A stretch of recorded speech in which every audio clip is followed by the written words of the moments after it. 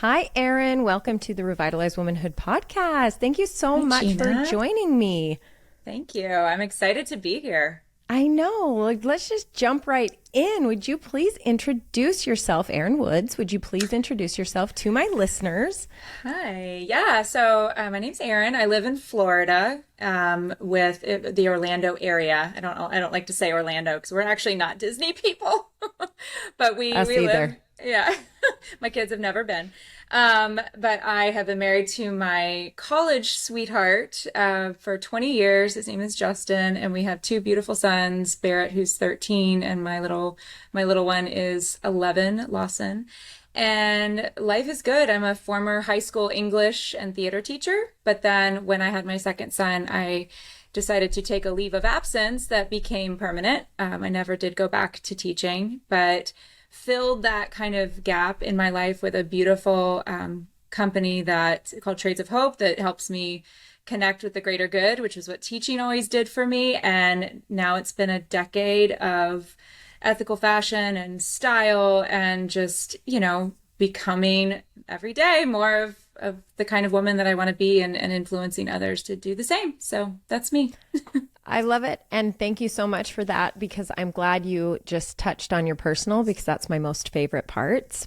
And fellow boy mom, we were already Yay. hashing out the dramas of that. Like right before I jumped on, I'm getting calls. She's threatening kids with dogs and I'm threatening kids with on Alexa, like, which is funny because we're not threatening, but No, it's boys. it's boys. It's like communicating. Very, very It's clear. Yes. Yes, aggressive communicating. So I want you to please explain to me better and my listeners, because like I was saying, listeners, before she got on, I was like, had this whole idea about what we were going to talk about and style and fashion and self-confidence and dressing for your body and blah, blah, blah. And then I got digging into her profile and I'm like, wait a minute, no, this is so much better. She has such an amazing message. Like you already had that amazing message, but you even have more of an amazing message through ethical fashion. So please explain to us, what is ethical fashion? Well, and so it is like a no shame game, right? So we have so many options as women, as Americans, as consumers to shop lots of different places. And we unknowingly or knowingly sometimes look for great deals, buy the $5 t-shirt, there's a company that I don't want to call out, but I like it's really inexpensive clothing that a lot of people shop and it's not even the A Is it word. H&M? No, Oh, okay. they've improved. Oh, good. But it's more ethical fashion is really about slowing down fashion, about understanding who is making your products and how much they're getting paid. There's so much we could deep dive into about, like the ethical fashion movement and slowing down fashion. But really, it's for me, when I started to become aware of it, it was just that. It was just a beginning of an awareness and like maybe taking a little bit of a pause before you purchase something and kind of asking yourself, well, if this costs, $5, $10, $20, how much did the woman, 80% of garment workers are women, how much did that woman get paid in making this product? And if it doesn't add up, there's probably something going on. So I work for a company called Trades of Hope, where we are a ethical accessory, jewelry, bags, scarves, home decor, that sort of thing. We're part of the Fair Trade Federation, so we're ensuring that person has a safe working environment, is earning a living wage. So when you're buying pieces from a fair trade brand, you know those things are insured. But it's really just a process of like learning more so you can do better. And that's, when I started 10 years ago, I didn't really know anything about human trafficking. I didn't understand the connection points between poverty and vulnerability for women and giving your kids up to orphanages because you can't afford to feed them and what that really looked like around the world. And I just thought, well, that's for missionaries or that's for people that are so much more equipped than me, just kind of a, former high school teacher that likes style. And when I realized that there is a direct connection point that when a woman has a job, she is no longer vulnerable to that exploitation. She can feed her kids, send them to school, breaking generational cycles of poverty. So there's this huge power between fashion and the way we shop and the way we spend our dollars and the questions that we ask of small, medium, and large retailers, like where are you sourcing your cotton from? Is there child labor involved? You know, we live in a time where there's more slaves, and most of them are children, than any other time in history. Like, we could do better. And that's really what it's about. It's about just asking questions, learning, and trying to do better each time that you purchase something or give something as a gift. And it's been a decade of learning for me, and I love it. I love every day, like, learning something more about how I can make a difference and not have to go be a missionary or go out in the field. You know, it's literally like the way that we shop, and I love to shop. So it's like a great connection point. It's like, I can do that. Well, and I love that you actually explained it really well, because it does seem way daunting. It seems like, what can I do? What am I possibly going to do to help this? This has been going on for generations. This has been just the norm. You know, yes, there's people making people aware of it, and it's becoming, if it's not done right, you're going to get hammered on social media, right? It's going to be publicized, whatever. But I don't think they are. I don't think they are publicized enough. I think there's so much, like you're saying, there's still so much involved in this that needs to be a light shown on it. So, hey, let's call a spade a spade. If you want to tell us, we need to know, we need to talk. What was it? What's her name? Oh, cutie pie, Ryan Reynolds' wife. Oh, Blake Lively. Yes, she just, her thing that she just came out talking about human trafficking and stuff. And I'm like, good for you. Good for you. Let's talk about it. Let's be real. Let's talk. Let's say the dirty words. Let's say the nasty things that no one wants to hear. Like, oh, shh, earmuffs. Yeah. Let's not talk about this. No, we need to talk about this. I'm a former dispatcher, emergency dispatcher. So that's right. Even in a small town, I see some stuff that luckily people don't need to see, right? They don't have to see that, but they are ignorant to it, that it's happening, right? And it's not necessarily a good thing, right? We all need the information. So I would love to hear some of these horror stories. I mean, tell us why ethical fashion is so important. So, I mean, there's so many layers. So, like, what you're talking about in terms of, like, you know, the film that's out right now making a huge splash, and I love that it is The Sound of Freedom. And, you know, just for the everyday person who doesn't really know maybe how to approach human trafficking or even what it is, it's like, go see the movie. Just go see the movie. It's going to be hard to watch. But that's why you need to see it. So there's some of it is super dark, and like, you don't want to believe that it exists in the world. And The Sound of Freedom is an incredible beginning for learning about the world of human trafficking. It's a $150 billion industry that people are attracted to because it involves money and power. And anytime there's money and power, people, you know, evil people go find it. And the thing about Sound of Freedom, though, is that it's actually a pretty narrow perspective of human trafficking. There's a lot more that happens right in our backyards, like probably things that you saw as a dispatcher. Like, there, you know, we work with an organization at Trades of Hope called Elevate Academy, and that's, you should connect with Rebecca Bender. You would love Rebecca if you don't know her. Awesome. She's amazing. She's a survivor. She's created this online mentoring program for trafficking survivors. She is a total, like, I don't know if I can cuss, but she is a BA. Like, she is an amazing woman. But we work with her through Trades of Hope and the events and sales that we do to sponsor days of Elevate Academy. But she talks a lot about like she was trafficked here in the United States. Like, she was just like kind of your normal all-American girl and got groomed into a situation. So there's just all these things that can connect you if you just keep taking. You know, it's hard to take in all at once, but it's like, if you just keep taking steps, like go see the movie, read Rebecca Bender's book, educate yourself a little bit more about like local trafficking task forces. But then the connection point back to like what I do with Trades of Hope, that's the hopeful side. That's where, you know, when I went to Haiti with Trades of Hope back in 2015, and met a young mom, 19 years old, had a baby girl, and she was at one of our artisan communities for her first day of work. And, you know, I met her daughter, her name is Genia. Her daughter's name is Krishnali, and found out that just a couple of days before, Genia had been going door to door, trying to give Krishnali away. Like, she was looking for an orphanage because she couldn't afford to keep her child. They had nowhere to live. They had no support. So she was offered a job. And so I'm standing there, you know, seeing this young mom learn to make the jewelry, and just had this like lightning strike moment of like, oh my gosh, like there's so much we can do, but there's so many simple things that we can do that feel really approachable, like shopping better and paying attention to those kinds of things, because opportunities for women here in the United States and all over the world change circumstances for women, and that makes it harder, makes it impossible in some cases for them to be vulnerable and exploited, and for their children to be vulnerable and exploited. And then we start to break down this cycle of poverty and violence, which is what perpetuates human trafficking and perpetuates modern day slavery and perpetuates. So like break it off by like creating opportunities for women to be economically secure and stable and not be desperate.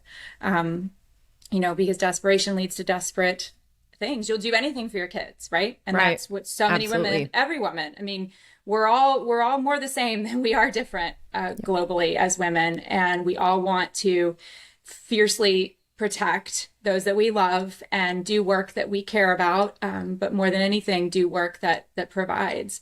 And, you know, when you bring a woman out of poverty, she brings an average of 4 to 5 others with her. Men do not invest in their homes and their communities. Men take money and run. Sorry, guys. You know, but globally, that's just the statistic. So empowering a woman is an incredible cycle of change. I'm full of statistics. The highest return investment you can make in the developing world is a girl's education. So turning that job where a mother's able to send her daughter to school, which is not free in most of the world, all of a sudden becomes this massive return on investment for that community, for that country, and then of course for the world. And I just think it's like a pinch me thing for me, because when I was home from teaching, and I had quit my teaching job, and I loved being a teacher. That was my way of contributing to the world and making the world a better place. And when I came home, even though I was a mom, I had a baby and a toddler, I was like, this doesn't feel as purposeful. Like, this doesn't feel like I'm reaching the world. Like, I know I'm reaching these babies and inside my walls, but like I wanted more.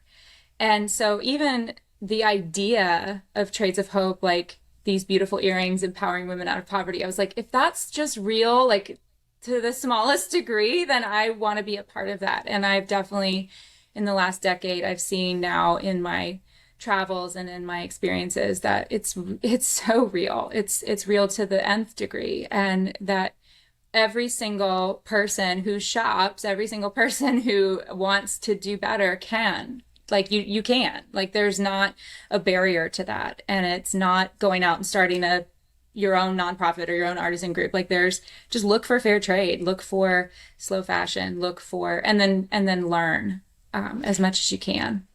I love that you hit on contributing and that you felt it, because that's my mission for Revitalized Womanhood, is that, yes, guess what, ladies?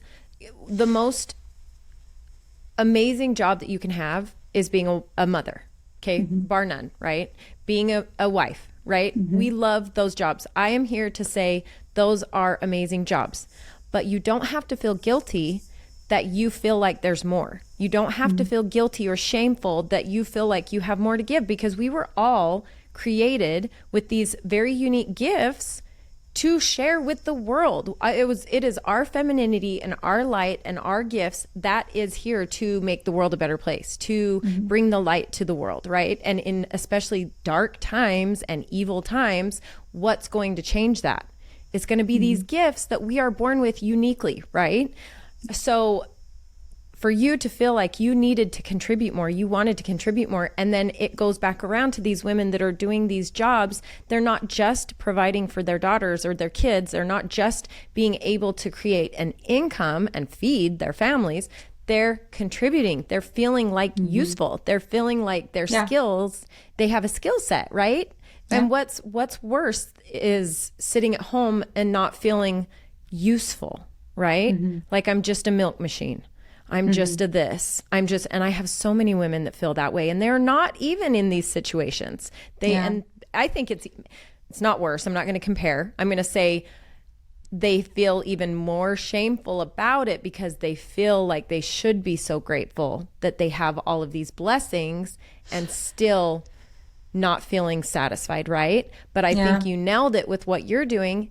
That's the secret. That's the key, is giving and doing this kind of work and getting involved in things like this that will make a change.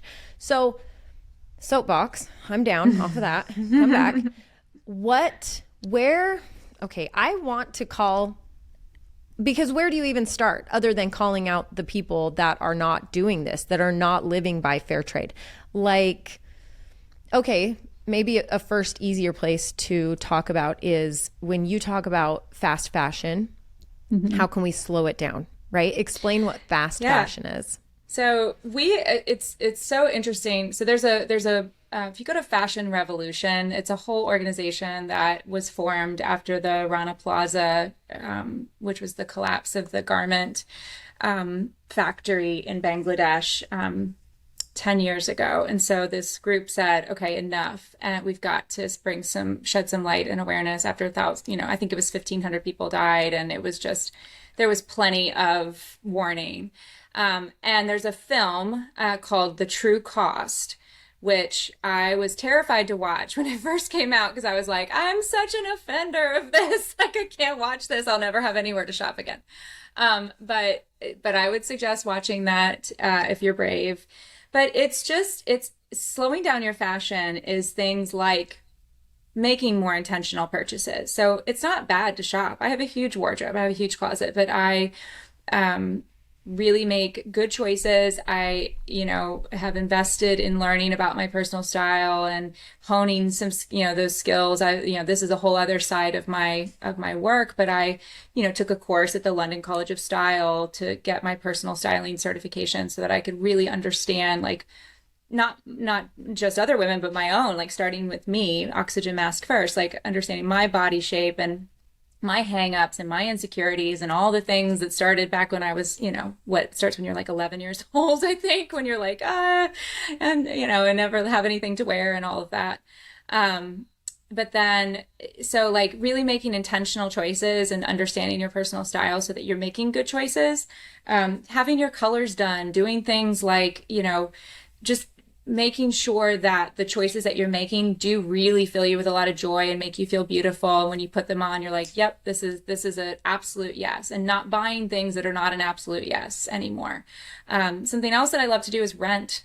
I use a couple different rental programs, love renting clothes. I was wearing a pair of jeans the other day, and my husband's like, "Ooh, those are cute." I'm like, "Thanks, they're rented." He's like, "You're renting jeans?" Because he's used to me renting like formal gowns and things like that, for like events. And I'm like, "Yeah, like I'm renting all kinds of stuff, and super fun for vacations. Instead of buying a whole new wardrobe, rent some things, using places like ThredUp where I don't have time to go like spend a bunch of time in a consignment or a thrift store.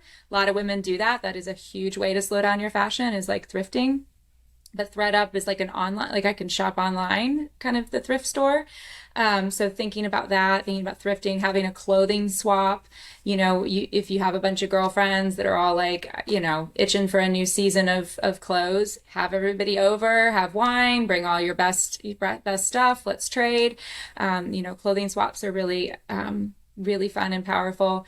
And then seeking out brands that when you dig into their website, they're really upfront about where they source, and they're even if it's just efforts towards becoming more sustainable, then that's better than you can't find it anywhere on the website.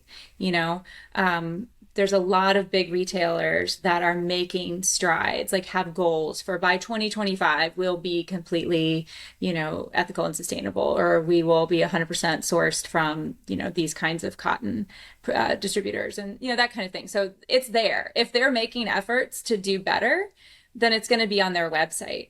And if there's nothing there and you really love a brand and you can't find it, email them, send an email to corporate and be like, hey, I love this brand and you don't talk about anything related to sourcing and ethical fashion or job creation or your workers, the people that are making your items.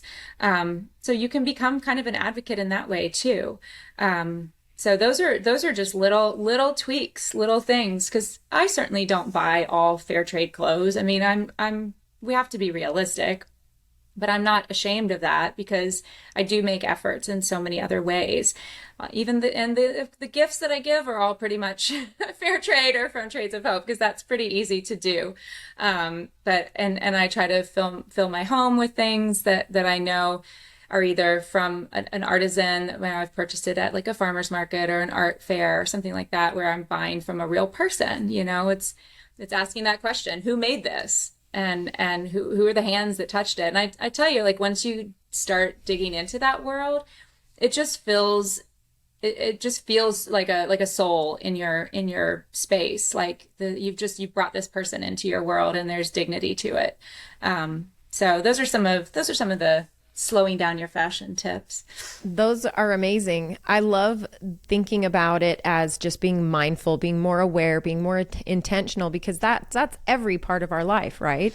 Becoming a better person, becoming a more expanding in yourself and growth, right? You have to be intentional. You have to slow down. So even in our food, even in our whatever we do, ladies, our self-care in whatever it is, we have to slow down and that's the first step, is being mindful and intentional about what's going into our bodies, what's going into our kids' bodies, right? So why wouldn't it be our fashion too?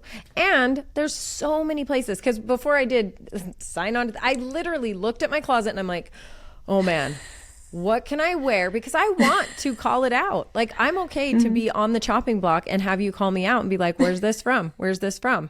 Where's it? Right? Because that's the first step for me in knowing, oh, okay. But I do love to thrift. So I do like thrift there you shops. Go. You're good. You're doing good. I do love to thrift. But no, I like that. And also I've become more into me. Like, let's talk about me. No, but just as an example for people, we travel a lot. And so for me, getting something that is special from a place, like I have a romper that I bought in Bruges that I absolutely adore, wear it all the time. I mean, it's in probably every picture we took that year in Europe or whatever, and still love it. But every time I put it on, I think of being there. I think of that town and how much fun it was and that trip.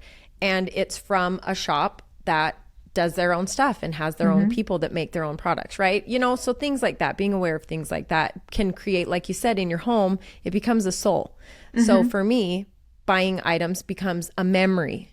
It's not just because let's be honest, how many of us have the closet? And actually I was going through this because I recorded with a gal that does home organization, right? So she's there to purge and simplify and organize whatever. So we talked about did a huge organization purge and hired somebody. So good. It's the best. It feels so good. And you go through and you're like, why did I even buy this? I have a shirt that I bought last year in Alaska and I've never worn it, never once. And it's still hanging in my closet. I'm like, why? You know? And so we talked about that a lot and go through and be like, okay, this was $5. Why did I think I needed it and I've never worn it again or whatever, you know, be very intentional about what's in your closet. So, okay. So start with slowing down, being intentional, looking up these chains. I'm kind of it keeps coming back. I kind of want you to tell me some that I really shouldn't be shopping at. I kind of want some names. Okay, you are super sweet. So I'm feeling that you err on the side of sweet and I err on the side of let's make this spicy. So I don't want you to have to feel like you're calling anybody out. Yeah. But I kind of do. Well, and it's more coming from a place of like there, again, like I said at the very beginning, it's no shame. Like, I don't want anybody to be like, oh, I shop there. Like, it's fine. You're so sweet. I'm like, everybody do it. Stop shopping there. Well, stop shopping at Shein. Because yes. Oh my gosh. Their stuff's crap anyway. It comes, it's horrible. It never fits. You're like, I get a size this and it comes and it's a baby size. Like, I think I bought a cheerleader skirt for a Halloween costume, and it literally like for was Barbie. this big. I'm like, okay, never mind.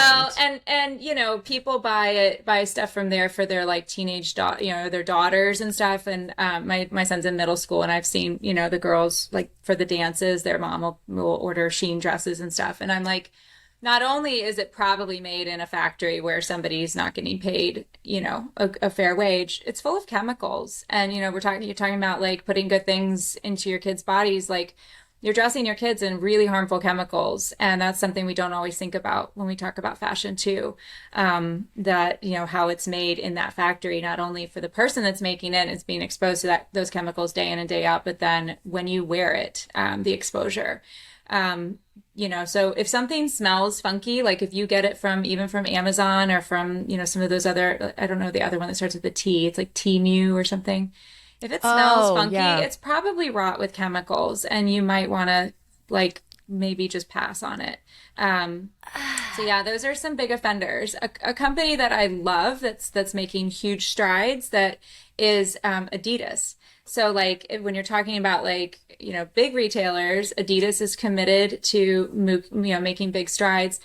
Other major like competitors of Adidas are not making as huge of strides. So I can only imagine. I know exactly who you're talking about, and I don't even know who you're talking about. And I'm sure I know who you're talking about. Yeah. So I mean, and the good thing about fair trade in general too is that, you know, when I started 10 years ago, like fair trade was coffee and chocolate, right? Like it was for tree huggers and people that were just buying like, you know, plantation-based coffee, which there's so much more of that now. There's so much more coffee and chocolate you can get fair trade, and agricultural fair trade is so important to look for as you're shopping in like your Whole Foods and your Fresh Market or wherever you shop.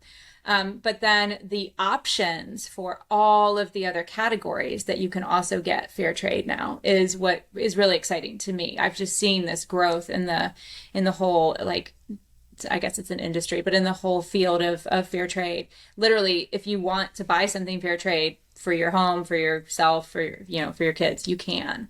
And there's some really great brands that are also making it a lot more affordable, that I love seeing come out, because a lot of people also hesitate to buy and shop fair trade because they have this perception that it's more expensive. And really, like, percentage wise, it's just the tiniest bit more expensive when you know, at the end of the day. And it's like with your romper, so worth it, because your price per wear goes up. How much you love that product or that piece goes up exponentially when you've invested even just a little bit more into it, or it has that special connection to a person or a memory. You're going to wear the crap out of it. You're going to use something until it falls apart, because, you know, you have invested in it. You got a little more skin in the game when you spend a little bit more money on something, and, you know, you're going to use it till it wears out. And that's a huge way to slow down your fashion. Even just not buying the $5 t-shirt. You know, I do wardrobe edits as part of my styling business, and I've gone in, I mean, every single closet I've ever gone into, there are items hanging with tags on them. And it's like, every woman has them, and everybody does it. And it's like, if you just didn't buy that, or you didn't buy the 5 things and you bought the one, you know, like you didn't buy the 30 pairs of jeans that were really inexpensive, and you invested in 1 or 2 great pair of more of like a premium denim, then your price per wear will go up. You'll be happier, more confident in those pieces. So there's just a little bit of like value too that I think people can kind of retrain your brain, right? Like, you don't need a new wardrobe before every trip. You can look at you can shop your own closet first. You can, you know, I pack really well. I love packing for trips. And I know you're a traveler. So I just got back from a 2-week multi-city trip, and I was like, I just nailed it. Like, the packing was so good. But like, when you have this functional wardrobe that you've kind of curated for yourself and or gotten help curating, it's like, okay, like, I'm making good decisions. I'm not going out and buying, you know, all new things, you know, or doing a panic shop, you know, the night before I have to leave town or whatever. But it's all a process. But it's fun. I think that it's because at the end of the day, you feel better about your clothing or your consumption in the world. You've made better choices. You're doing something that feels good. I mean, the only panic shopping I usually have to do is for my kids because they keep growing. Right? Oh my As soon gosh, as we have to little go boys. back to like a climate that we haven't been in for a while, I'm like, none of your pants fit. So yeah, with the boys. Exactly. So. I feel you, and I'm glad that you said H&M isn't that bad. So I'm No, gonna look they're them working up. on it. Yeah. Thank goodness. But because when my friend just posted, she got this haul for her son. They're in Arizona, and she got this haul for her son. It was like $150 for his entire new school wardrobe, and I'm like, what? Yay! Because this time. Usually we always just pack in backpacks. That's what we do. But this time my husband's like, let's just, once we get there, get some things. Then we don't even have to like stress about like shoving stuff in places and whatever. And I'm like, oh my gosh, we'll land in France, go to H&M, bing, bang, boom, done. Easy. No big deal or whatever. That's right. Fine. But okay. So since I do have you, the style expert, let's get into what I actually kind of thought this was going to be. Originally when I asked you to be on. I'm so excited that this is what it's about because now it's like anything, like I said, anything in my life that we've been doing the past year in Revitalized Womanhood is all about being intentional, right? Just being mindful about all the things you're doing and incorporating into your everyday life. So and you actually kind of hit on this when you said, sorry, it's getting super hot in here all of a sudden. I'm like, when you just said that connecting to your clothes, connecting to what you're wearing on a more psychological level, because it is about, I think, self-confidence, self-love, self-awareness, being able to look at yourself and say, it's all about the love the skin you're in, that whole philosophy, love the skin you're in, whatever. I am not here saying be overweight and be okay with that. I'm not body positive saying if you are overweight, you're going to have a heart condition and that's okay. Good for you. That's not me. That is not my platform. But my platform is I have 3 kids. So guess what? I'm not going to be the same size. I'm not going to look the same as I did when I was 20. But how many of us still have those clothes, right? That we're like, oh, just when I get back to that weight, just when I get back. Did you ever watch What Not to Wear with Stacey London? I was just about to bring up Stacey and Clinton. Yeah, that's kind of the foundation of everything. Foundation of everything for me. Everything I've ever known about fashion was Stacey and Clinton. Absolutely. And it was 100% about, listen, this is you now. You have to love you now. You're never going to find your style. You're never going to be comfortable. You're never going to like what you look like what you're wearing, right? Because it goes deeper than that. It goes deeper than just the t-shirt you're wearing. You need to find what you feel the most comfortable in, what you feel the most happy in, what you feel. And so I love that you talked about your seasons, your colors, and paying a little bit more for a great pair of jeans. Stacey always said, get the great pair of jeans and wear the heck out of them. Like, why are we this overconsumption, culture that thinks we need 20 pairs of jeans in our closet? Like, and I'm a victim of that too. I'm guilty of that too. But I'm getting better at it. And now I have a friend that is going through her home and like becoming the simplicity expert in things. And she actually did just do a jean, like try on, what do you think of these? It was during the last Nordstrom sale, I think. And she put on all these great pairs of jeans and this was not so great. This was not so great, whatever. And yes, the pair that she absolutely just lit up, you could tell the difference. It was twice the price of what you would normally buy. And so I think we err on the side of just get the cheaper ones because then I can get more. And it's like, no, guess what? Get the more expensive one and it's going to bet you a bottom dollar it's going to last longer. I bet it's made better. I bet it's probably fair trade, willing to bet, I'm telling you that the price tag, or at least ethical. So anyway, where was I going with that? Oh yeah. So let's talk about the psychology behind style. Oh gosh. Yeah. Well, I mean, there's so much. I mean, I think part of what you're describing is, as you were talking about, and every woman does it in every dressing room across America. Like you try on all, the 10 things, you have something that you really love, but it's kind of expensive. So you settle. And I'm guarantee from what I know from you that you would not ask your listeners or any of your revitalized women community to settle for anything, right? It's not Right. about like settling. It's about, making choices for yourself that serve you best and enable you, empower you to serve your world in the best of your capacity. And that's what I really, to me, that's what the journey of personal style has really been about. I mean, it's like I said, it started back with insecurities of being a little girl and all the demons in my head about my body and all the things that start so young. They say a little girl's and probably a little boy's self-esteem peaks right around 9 years old. And then from there, it's kind of a struggle. And I've even watched it with my own kids and as boys, I mean, there's just body image crap that haunts you, and it's not helped by the internet and the world we live in currently. But it was pretty bad even for me as a child pre-internet. But then like walking through that experience, finding Stacey and Clinton, honestly, like what not to wear was like a lifeline for me as like a 20-something-year-old woman trying to get through college and figure out who I am and become a married woman and a professional, and like how to dress and how to love myself and love the body that I was in. Never being satisfied until I was about 40 years old, I think, is when the switch finally flipped for me. And I was like, you know what?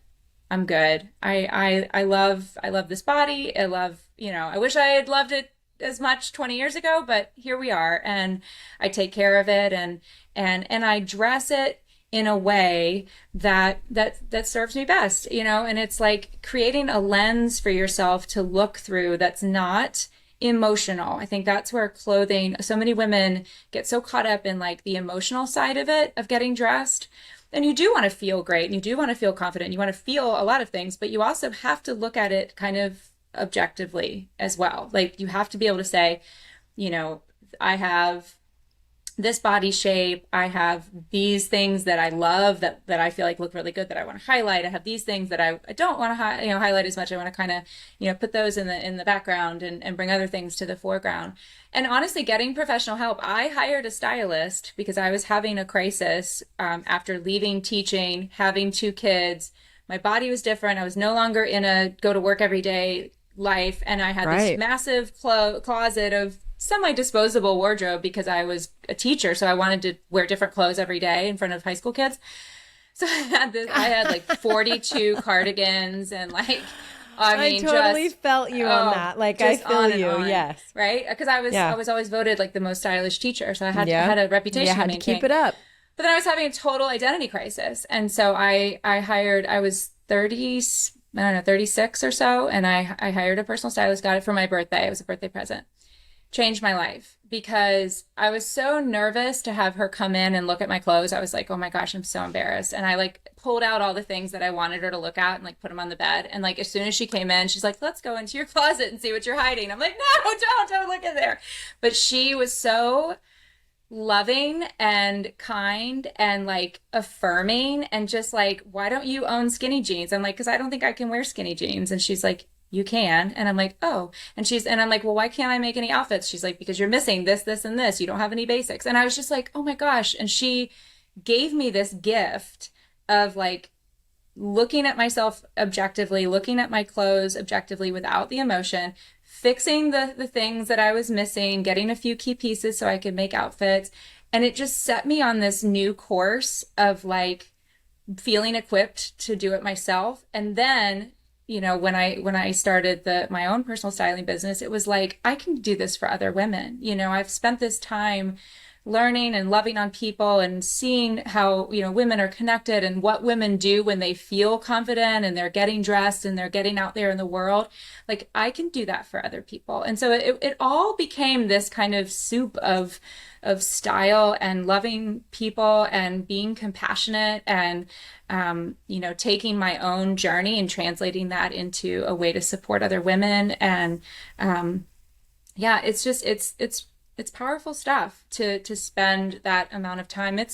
I'm super grateful that I've done it because I think a lot of women, you get caught in the day to day, you're in the weeds and you don't have or feel you deserve to take the time to, you know, invest in those kinds of things. And man, it clears the way for you to do so much more. Like, then when you feel good and you feel confident, and getting dressed is something that you do quickly and easily every day. And, you know, I no longer like lay on the bed for date night. Like, we can't go. I have nothing to wear. You know, I haven't done that in years.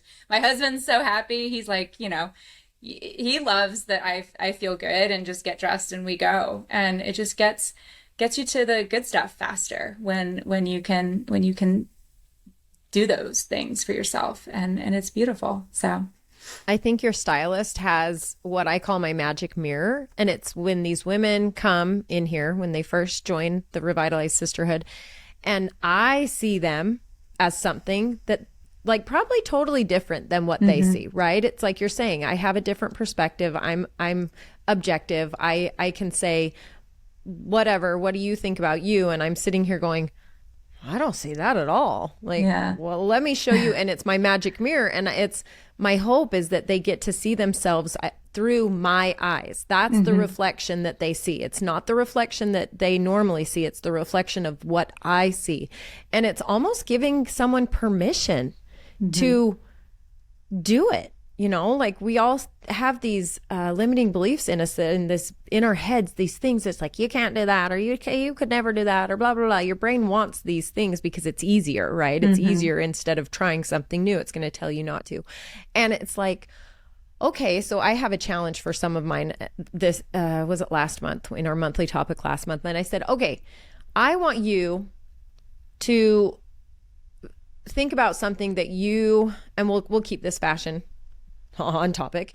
I want you to think of something that you would like to do better, right? Like if it's, I would like to do eyeshadow better, or I would like to curl my hair better, or I would like, or fun braids, or I would like to style outfits better, or whatever, right? And I said, okay, how much energy have you ever put into that? Or when you're at the store and you see some girl with this outfit just totally put together and you're like, oh my gosh, I could never do that. I don't have the time to do that, or I don't have the ability to, right? How much time have you actually put into doing this? Yeah. I bet none. I bet you have never. I bet you've just said, I wish I could, and you've never actually. So I put the challenge to my ladies in here and I said, you make, because we know how to make time now.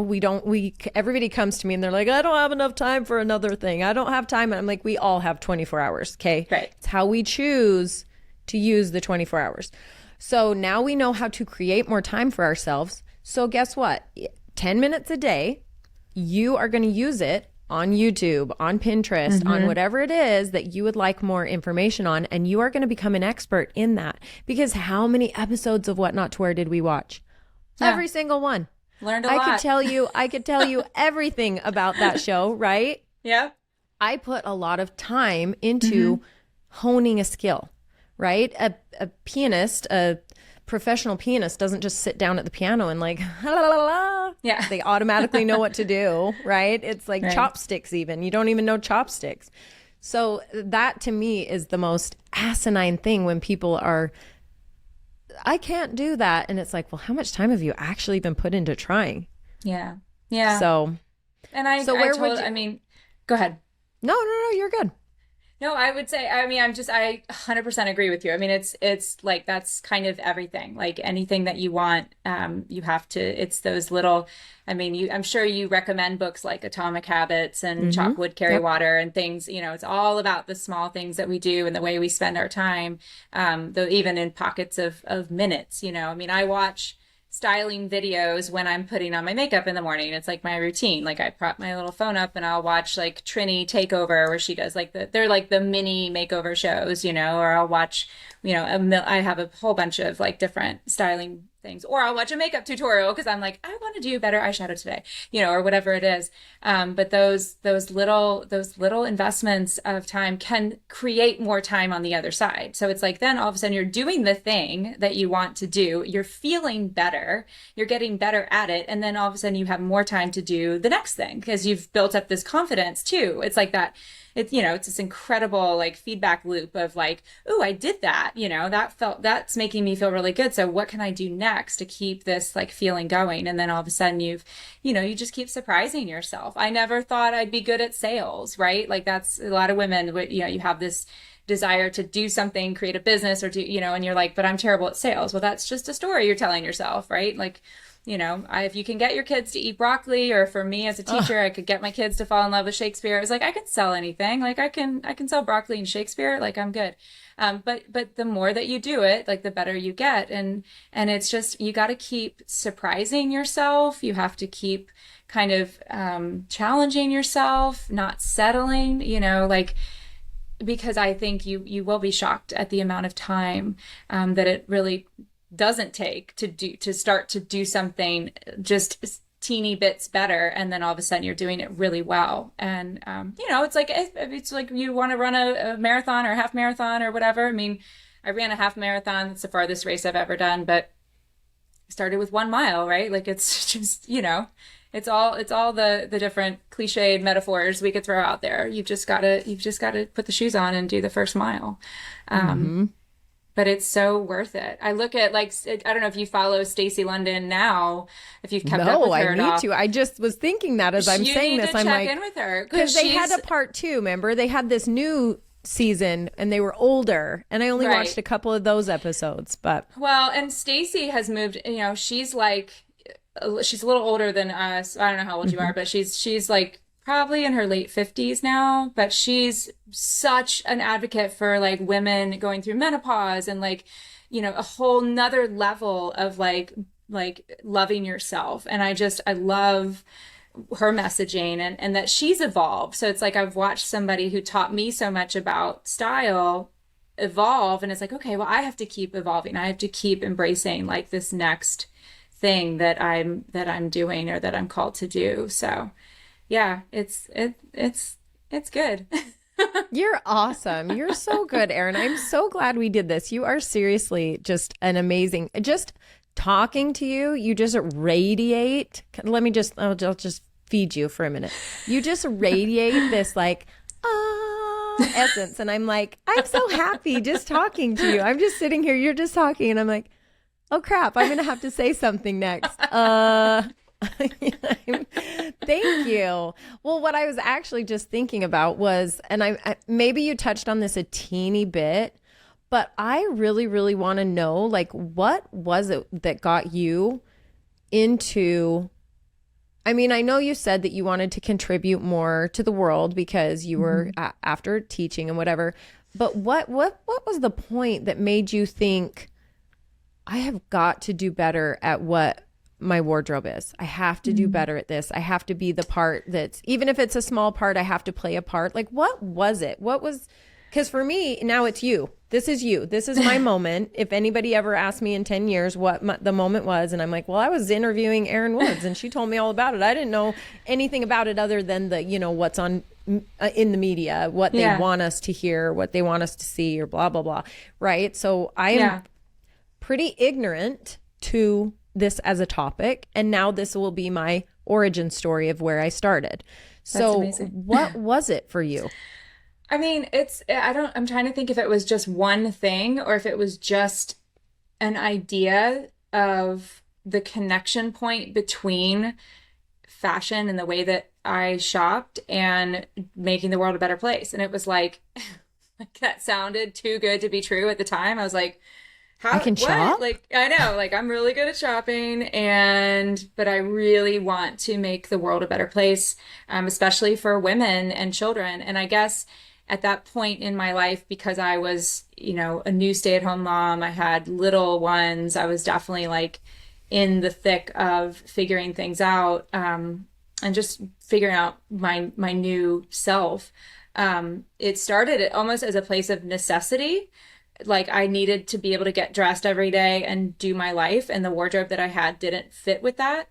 But then because it was happening at the same time as discovering Trades of Hope and having this new awakening and understanding of the connection between jobs and what it meant for mothers around the world, because I guess I was in the thick of motherhood, and I'm still in the thick, you know, it's not like you're out of you're in that stage of motherhood that feels really like intense.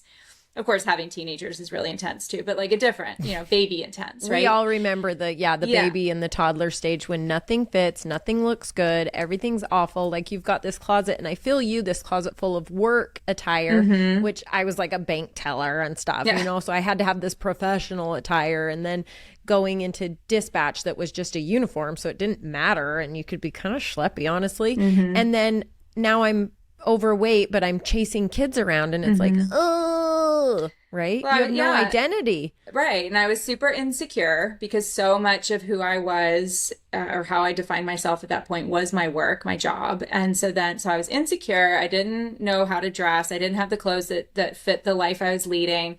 I was super entrenched with babies and toddlers and bottles. And I latched on to the Mother Teresa quote, the do small things with great love. It's actually right here on my computer. Not all of us can do great things, but we can all do small things with great love. And that became my personal mantra, not only for my life, like every time I was washing a bottle or changing a diaper, I just kept thinking small things, great love, small things, great love. And then with Trades of Hope, it was like, okay, one pair of earrings at a time is making a difference for a mother around the globe. And I had a connection point to her. So I was like, okay, one pair of earrings, one bracelet, one sale, like one small thing, I'm going to do it with love. And that has really been the whole like decade of the past 10 years has been this kind of do small things with great love.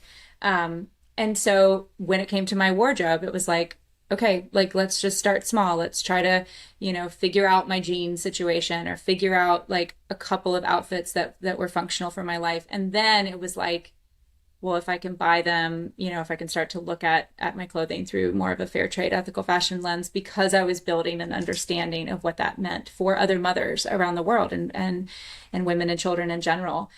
So it's not one moment. It was definitely like a building up of like, because once you learn something, then and you want to do better, right? So like, and that's so much of this whole topic, or all these topics. There's a lot of different facets to it. Once you see Sound of Freedom, you can't unsee it, and you got to do something. Once you have a deeper understanding about, the Rana Plaza tragedy, like you're like, oh, I gotta do something about it. You see True Cost, or you read a book about, microfinancing for women and creating job opportunities. It's like, okay, I'm taking in all of this stuff. So like, how can I continually do these small things with great love in my own life to make the world a better place? And, whether it's in your closet, in your kitchen, in your community, in your work, it's all perpetuating goodness and hope and light and love into the world. And I just think that's my mission. That's what I'm trying to do. And I do it through all of these different channels, but everybody can do that. It's not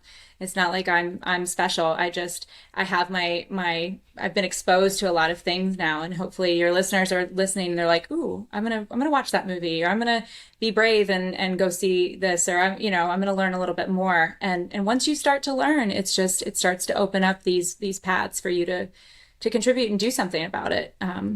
So that's a long answer. Oh my gosh. Well, you pretty much dropped the mic. Like, I'm like, okay, let's just wrap it up. That was really good. Where do I go from here? Let's talk about this now. Nope, you pretty much wrapped it up. But it's one of the things, it's one of the reasons, one of the biggest reasons that my husband and I travel and take our kids traveling and take them to all these different countries is to shed light on what different cultures live like, how they differ from us. And it's not a good or a bad or yeah, some of it is obviously, but they're happy too, though. You know what I mean? Just because what I look at them and think, oh, that's awful. But really they're like, what do you mean? This is great. We're happy. Yeah. My husband has a great story when he opened his wood mill in Tijuana, Mexico, and he was going down there every day. We were living in La Jolla, and I think he was actually down there with a friend, and the friend made a comment like, how can these people live like this, or something. Yeah, it wasn't my husband saying it, but it was him saying it. And the guy that owned the mill with us, he was like, these people are happy. These people, the suicide rate here is like nothing compared to America, especially, where everybody has so much and so expect so much and they have no necessity. Like, you know what I mean? Like there in Tijuana, it's like, I don't have time to worry about I'm bored, or like our kids, I'm bored, I have nothing to do. My so-and-so got a new razor. So-and-so has an electric bike. So-and-so, right? They don't have time to worry about that kind of stuff because they have to think about, how are we going to get food today? How are we going to have clean water today? Right? And they're just happy living in these moments of life and loving what they have and being grateful for what they have, right? It was a big part of what got us interested in taking our kids around. Anyway, sorry, that was weird, but no, but I get it, and it is a retraining of our brains to realize that like even something simple like shopping your own closet before a trip or an event, before you kind of automatically hop online to buy something. It's like, maybe the new thing isn't what you actually need. Maybe it's going to give you a lot more joy, a lot more satisfaction, a lot more, like if you rediscover something that you already have. And I think that's the idea. It's like, you don't need more necessarily to be happy. You need to love the things that are part of your life and that are in your circles, and, take pause before you add something else to your plate or to your closet, or to, take a second. And, because what you're saying is absolutely true. There's definitely, the majority of the world lives with much less and often much more in terms of happiness and satisfaction with their life than we do. We've got there's a lot of great things about living in the United States, but there's also some things that we could do a little bit better. And I just feel like you're creating a space for women to kind of take that path and like retrain their brains and make this world where people are satisfied and happy and grateful for what they have, instead of continually adding stuff on. Yes. Do what you're called to do. Stay, follow that path, follow that calling, and dress for it. Right, and dress for it. Oh my gosh, I'm sitting here like, please don't call out please, I'll never be able to wear clothes again. Like, please, just because, especially the new thing that just came out with Lulu and the chemicals, and I'm like, please don't be true, please don't be true, please don't be true. I'm like, it's fine, it'll be fine. Oh, but that's honestly my guest. Was it last week? I had Paige Pritchett on here, and she's an overspending coach. And we got into this because it is something that is very near and dear to my heart. Women who are overspending and overconsumption. I just, it makes my skin crawl, honestly. And I was guilty of it before we lost everything in the recession. Luckily, I didn't have a choice. I mean, everything was taken away from me, right? So I didn't have a choice. But luckily, in that moment, I had aha moments and growth moments that I was like, I don't want to do this anymore. Who am I even doing this for? What's the purpose here? And so I had my own experience of why overconsumption and overspending just makes my skin crawl, and what it's related to emotionally, right? I have stories about my husband being in such a depressed state that he didn't even want to be near me, and we had a new baby or whatever, but he didn't see it as that. So it's interesting when I look back on it now, he didn't see it as that, but he would pull away because he was ashamed. He was depressed. He was whatever, a failure, whatever. And so for me, I immediately go to, my husband has to be away from my family for this amount of time to make this amount of money. Is that worth that shirt? That's how I have to put that in perspective. So when I see things like, I bring this up so much. I'm sorry, listeners. I'm sorry. The front porch is just a trigger for me. I need to get over it, but I can't. The front porch, where everybody spends thousands making their front porch this like fall oasis. You know what I mean? And I'm like, where does that crap go when you're done? Do you you need like a storage unit. I know. No, because you don't, because then next year, right? Because then next year you change it because you have to keep up with the Joneses. So it goes back to the thing under the thing under the thing, which we've been circling around the drain here, is the self-esteem, the self-love, the like self-worth, not attaching what your worth is to these things, to these items. Like, and oh my gosh, nothing taught us better than taking a backpack. So for our first, we left in 2017 and we traveled until the end of 2019. So 3 years. And all we had was 2 hiking backpacks, right? And Rick basically had his stuff in his because he's huge. And I had me and our 2 boys in mine. And I still didn't even pull out everything I had in there, right? We washed in the sink in some places. Whatever. I didn't love doing laundry anyway because they don't have all the conveniences we do everywhere. So it was like, we don't wear socks most of the time. We don't wear pajamas. Here, just sleep in your underwear. Right? You figure out what you can do without, and you've just lived this way for 3 years, and then you come home to everything you thought you needed, everything you have, that it's like, I didn't even use any of this for 3 whole years. It could pretty much be donated right now, and I would be fine, honestly. But for some reason, we don't. We get back and it's like, my precious, look at all of my shoes. Look at all of my pants. Like, you know. Well, and you only wear 20% of what's in your closet. I mean, that's the statistic absolutely. there. I have a garment rack, and then this is a great thing. If you have the room to do it, I highly recommend having a garment rack that you put the things on, like that you wear the most, and then see what you don't touch from the rest of your closet. So I kind of do it seasonally, like I'll so I'll pull out kind of my summer things. You have seasons there? Sort of ish. I pretend. Ish. Not like, I mean, I don't own a lot of socks, like, because in Florida you just don't need them. So yeah, but I do have at least, I'll pull out jeans once a year. Yeah. But like, I do think that that's a great way to kind of start to minimalize. But I mean, or you can go backpack for a few years and see just do that. See what you can do. Oh my gosh, no. I know that lifestyle makes people cringe. I have certain friends that they're like, that's so cool for you. I would never.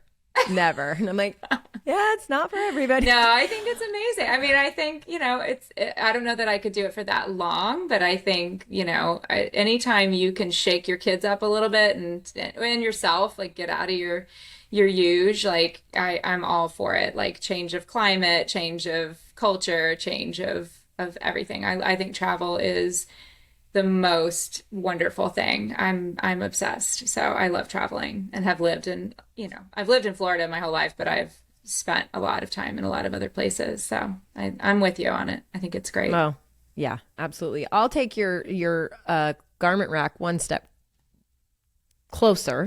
You don't need more room for this. And this might be a Stacey London thing. It might. I don't know.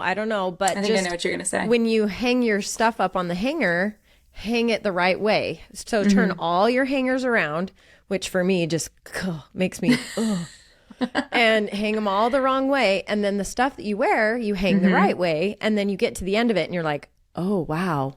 Right? Yeah. And it's powerful. Knowledge is power. It's good. It's good to know what you've got going on and what you don't have going on. Right. Well, other than everybody run to Erin's Instagram, which tell me what it is. Is it it's not just Erin Woods. It's what is it? Styled with Erin. Styled with Erin. Okay. Yeah. Other than everybody running over to Instagram, Styled with Erin, and I'll put these in the show notes, but where can they go? Where's the best place that you would love to send people to learn more about all of this? My Instagram, I mean, it's all linked. You've got there. It in your bio, links in your bio. And I have my website is erinlwoods.com. So that has my Trades of Hope business and my personal styling business. And it's all there. So it's got my story and just kind of the connection point between the two businesses. And yeah, I would love to connect with your listeners. I'm just so grateful that we got to chat today. It's been really fun. Me too. Thank you so much. Again, thank you so much. And I actually, after we get done recording, I'm actually going to ask you more about Elevate Academy. Yeah. Yeah. So I will talk to you about that. And maybe you guys, let's get her on here too. Then we can chat with her too and learn all the things, because honestly, the whole point of Revitalized Womanhood is talking about the things to make everyone realize this is going to go full circle. How you started with this is we're not all unique in womanhood. We are all very similar. Like I'm having a fight with my husband. A woman in Italy is having the same fight with her husband. I'm having this happen to me. Another woman, like IVF,